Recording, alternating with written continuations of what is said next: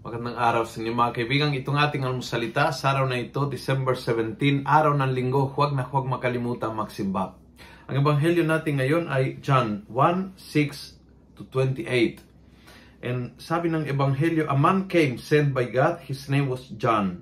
He came to bear witness, as a witness to introduce the light, so that all might believe through him. He was not the light, but a witness to introduce the light. Palitan mo yung pangalang John, lagyan mo yung pangalan mo, there you have the reflection for today.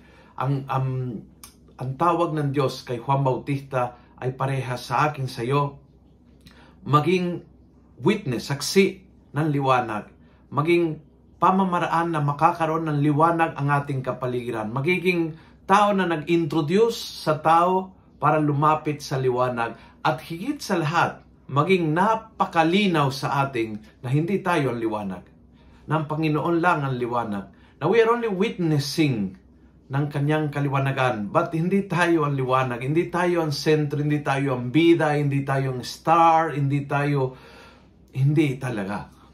And the more na malinaw sa atin yon, the more na tayo ay marunong ilagay ang sarili sa isang tabi, ibababa ang ating sarili, maging konektado sa ating mga limitasyon at kahinaan, the more na ganun nga, tayo ay naging witness ng liwanag. Kasi talagang malinaw na sinasabi na ang Diyos ang nagre-rescue sa akin, ang Diyos nagbigay sa akin ng second chance, ang Diyos na tumulong sa akin when I was broken and down, ang Diyos ang liwanag, siya ang bukal, siya ang tunay.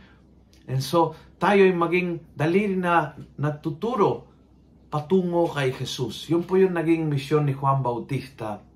And sana ganyan po tayong lahat ngayon. Make your kapaligiran mas maliwanag ngayong Pasko. Ang pamilya, ang kapitbahayan, lalo mga mahirap, ang mga kaopisina, ang mga barkada mo in any place, naway makaroon ng liwanag ng pananampalataya through you, but very clearly, not you.